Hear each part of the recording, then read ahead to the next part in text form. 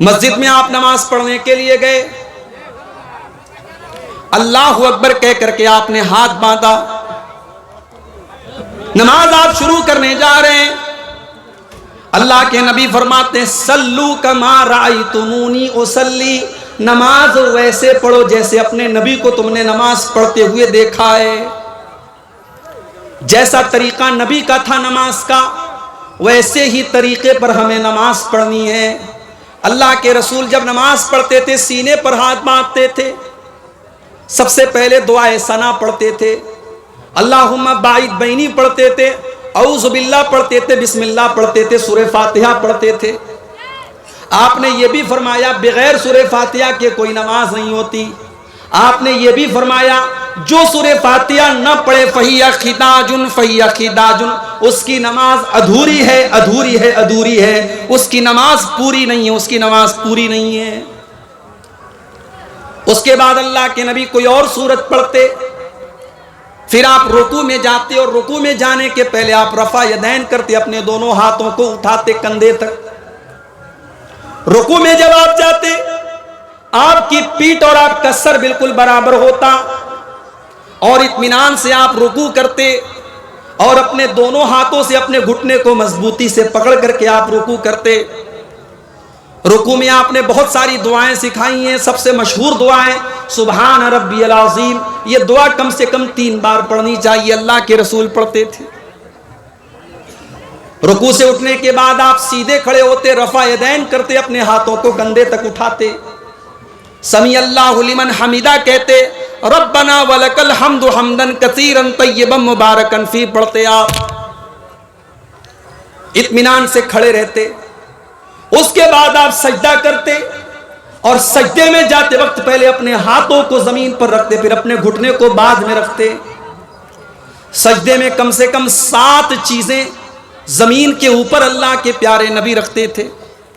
اپنی پیشانی کو زمین پر رکھتے تھے، اپنی ناک کو زمین پر رکھتے تھے، پیشانی اور ناک دونوں کو ایک مانتے تھے آپ، دونوں ہاتھوں کو زمین پر رکھتے، دونوں گھٹنوں کو زمین پر رکھتے اور دونوں پیروں کو بھی زمین پر رکھتے اور پیروں کی انگلیوں کو موڑ کر کے ان کا رخ قبلہ کی طرف کر لیتے اور آپ اطمینان سے سجدہ کرتے۔ سجدے میں آپ نے کہنیوں کو زمین پر بچھانے سے منع کیا اور آپ نے فرمایا کتے کی طرح اپنے ہاتھوں کو سجدے میں زمین پر بچھا کر کے سجدہ نہ کرو۔ مرد کا بھی یہی طریقہ ہے، عورت کا بھی یہی طریقہ ہے، عورت بھی سجدہ ایسے ہی کرے گی جیسے مرد کرتا تھا۔ کوئی بھی صحیح حدیث ایسی نہیں کہ مرد کا سجدہ کرنے کا طریقہ الگ اور عورت کا طریقہ الگ ہے، دونوں کا طریقہ سیم ہوگا، دونوں کا طریقہ ایک ہوگا۔ سجدے میں آپ الگ الگ دعائیں پڑھتے تھے، سبحان ربی العالی بھی پڑھتے تھے، سبوح قدوس رب الملائکۃ بھی پڑھتے تھے، اور بھی دعائیں آپ پڑھتے تھے کم سے کم 3 بار۔ سجدے سے اٹھنے کے بعد اطمینان سے آپ بیٹھ جاتے تھے، اللہم اغفر لی ورحمنی واہدنی وعافنی وارزقنی، یہ دعا آپ پڑھتے تھے، پھر دوسرا سجدہ کرتے تھے۔ دوسرا سجدہ کرنے کے بعد اطمینان سے آپ بیٹھے رہتے تھے اور پھر اٹھ کر کے آپ دوسری رکعت کے لیے آپ اٹھتے تھے اور جیسے آپ نے پہلی رکعت پڑھی تھی آپ دوسری رکعت پڑھتے تھے۔ اگر وہ نماز 3 رکعت والی یا 4 رکعت والی ہوتی تھی، اللہ کے پیارے نبی 2 رکعت پڑھنے کے بعد التحیات پڑھتے تھے، اور التحیات میں جو حدیث سے جو چیزیں ثابت ہیں کہ التحیات کے شروع سے لے کر کے سلام پھیرنے تک آپ اپنی انگلی کو اٹھائے رہتے تھے۔ یہ ہمارے بہت سارے بھائیوں نے جو طریقہ بنا لیا ہے کہ اشہد اللہ کے اوپر اٹھاتے ہیں اور الا اللہ کے اوپر انگلی کو نیچے کر دیتے ہیں، معاف کیجئے یہ حدیث سے ثابت نہیں ہے۔ پورے تشہد میں التحیات آپ نے جب سے شروع کی ہے، سلام پھیرنے کے ٹائم تک آپ کی انگلی ایسے اٹھی رہے گی، بیچ بیچ میں آپ تھوڑا تھوڑا انگلی کو حرکت دیں گے۔ جب درود شریف پڑھیں گے تب آپ حرکت دیں گے، درود شریف کے بعد کی دعائیں جب آپ پڑھیں گے تب آپ حرکت دیں گے۔ یہ حرکت دینا بھی اللہ کے رسول صلی اللہ علیہ وسلم سے ثابت ہے۔ تیسری رکعت کے لیے جب آپ کھڑے ہوتے تو آپ رفع یدین کر کے اپنے ہاتھوں کو سینے پر باندھ لیتے۔ तीसरी और चौथी रकात में आप सूरह फातिहा पढ़ते थे, कभी कभी कोई और सूरत भी पढ़ लेते थे, लेकिन आम तौर से सिर्फ सूरह फातिहा पढ़ते थे। और जब आप नमाज के आखिरी तशहुद में बैठते थे तो अपने बाएं पैर को आप दाहिने पैर के नीचे से निकाल के अपनी कमर के बल बैठा करते थे और अत्तहियात पढ़ते थे। अत्तहियात के बाद दरूद शरीफ पढ़ते थे। दरूद शरीफ के बाद आप मुख्तलिफ दुआएं पढ़ते थे। अल्लाहुम्मा इन्नी ज़लमतु नफ्सी वाली दुआ भी पढ़ते थे। अल्लाहुम्मा इन्नी अऊज़ु बिका मिन अज़ाबि जहन्नम वाली दुआ भी आप पढ़ते थे। उसके बाद आप अस्सलामु अलैकुम व रहमतुल्लाह, अस्सलामु अलैकुम व रहमतुल्लाह, दाहिने और बाएं तरफ आप सलाम करते थे। ये है अल्लाह के रसूल की नमाज का तरीका। अब कोई अगर ये कहता है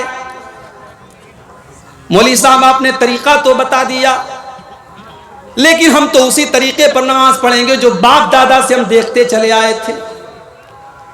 माफ करना मेरे भाई, अल्लाह ताला के आपसे ये नहीं पूछा जाएगा आपके बाप दादा कैसे नमाज पढ़ते थे। अल्लाह ताला के यहाँ ये पूछा जाएगा आपकी नमाज रसूल के तरीके के मुताबिक थी कि नहीं थी। इसलिए कि अल्लाह ने ऐलान कर दिया लक़द कान लकुम फी रसूलिल्लाहि उस्वतुन हसना। ओ लोगो, जब मैंने अपने रसूल को तुम्हारे लिए नमूना बना करके भेजा है तो तुमने मेरे नबी के तरीके पर नमाज क्यों नहीं पढ़ी। एक सहाबी मस्जिद में आते हैं, 2 रकात नमाज पढ़ते हैं। नमाज पढ़ने के बाद वो अल्लाह के रसूल को आकर के सलाम करते हैं। अल्लाह के प्यारे नबी उनके सलाम का जवाब देते हैं और जवाब देने के बाद अल्लाह के नबी कहते हैं इरजे फसल्ली फ़इन्नका लम तुसल्ली, जाओ तुम फिर से नमाज पढ़ो, तुम्हारी नमाज नहीं हुई। सहाबी फिर से आते हैं, फिर से 2 रकात नमाज पढ़ते हैं, फिर आकर के अल्लाह के रसूल को सलाम का जवाब देते हैं। अल्लाह के रसूल सल्लल्लाहु अलैहि वसल्लम सलाम का जवाब देते हैं और कहते हैं जाओ फिर से नमाज पढ़ो, तुमने नमाज नहीं पढ़ी। जब 3 बार ऐसा हो जाता है, सहाबी अल्लाह के नबी से कहते हैं कि अल्लाह के नबी आप ही बता दीजिए कि नमाज कैसे पढ़ी जाए। अल्लाह के प्यारे नबी अपने सहाबी को समझाते हैं जब तुम नमाज के लिए खड़े हुआ करो तो इत्मीनान से खड़े हो जाओ, जल्दीबाजी में नमाज न पढ़ो, इत्मीनान से नमाज पढ़ो। सूरह फातिहा पढ़ो, कोई सूरत पढ़ो, फिर इत्मीनान से रुकू करो, फिर इत्मीनान से रुकू के बाद खड़े हो जाओ। तुम्हारी नमाज में सुकून होना चाहिए, इत्मीनान होना चाहिए। जल्दबाजी वाली नमाज अगर तुमने पढ़ी तो तुम्हारी नमाज अल्लाह ताला क्या मानी नहीं जाएगी। मेरे भाइयों, अपनी नमाजों का जायजा हम और आप ले लें कि हमारी नमाजें अल्लाह के रसूल के तरीके के मुताबिक हैं कि नहीं। और आगे बढ़ो, ये तो नमाज का मामला हो गया।